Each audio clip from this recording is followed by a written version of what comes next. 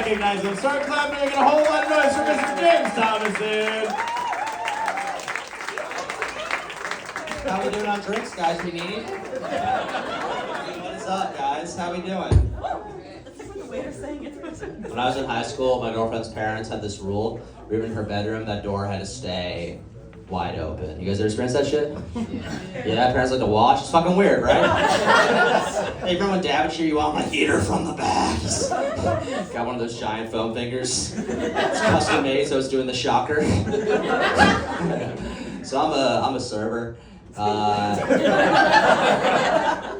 And the other day I was serving someone who had a COVID mask on the entire time.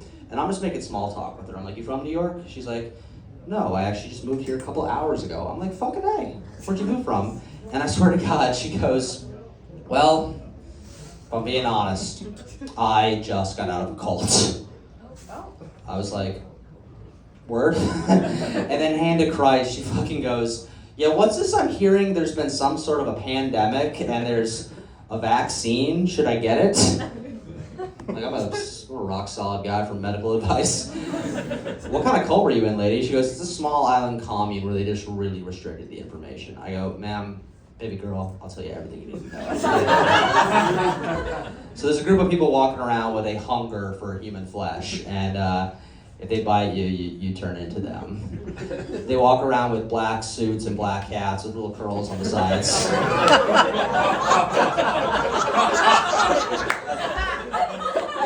They walk around certain parts of Brooklyn and make noises like, yeah. Can I try a sample of that antacid before I buy the package?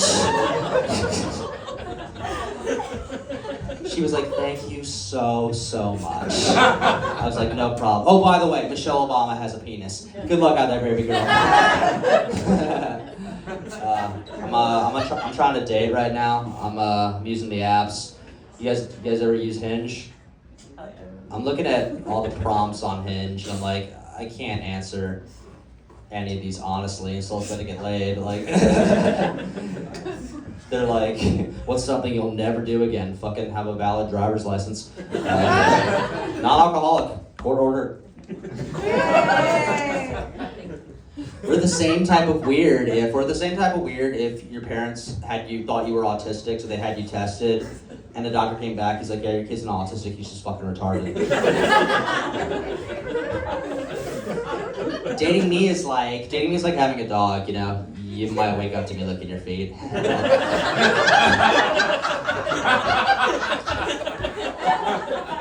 Speaking of freaks, let's talk about Diddy for a second. You guys following that shit? Yes. Fucking crazy. They're calling him the Black Epstein. Yeah. Now, as a white American, I've been told I got no real culture. That we're just ripping off black guys and everybody else. Well, now, motherfuckers. We got a clear-cut example of a rich black guy appropriating white culture. Sex trafficking, blackmailing the leads, pedophilia, that is my culture. It is real, and Diddy is stealing it. He's not even being subtle with it either. He's calling them white parties. It's fucking disgraceful. And on a side note, have you guys ever fucking used baby oil? What the fuck is that shit even for? Like, when's the last time you had to lube up a baby? What is the frat house next door having like a wrestling match? Like,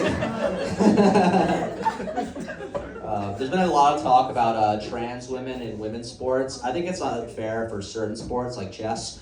For the most part, I don't really. I couldn't give too much of a hoot.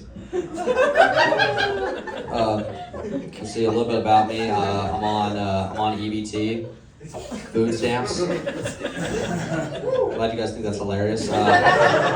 Any other financial wizards in the audience? Do you guys know if you're on EBT, they give you free tickets to the Guggenheim Art Museum? Why? Like, do I get to eat the paintings? Like, what the fuck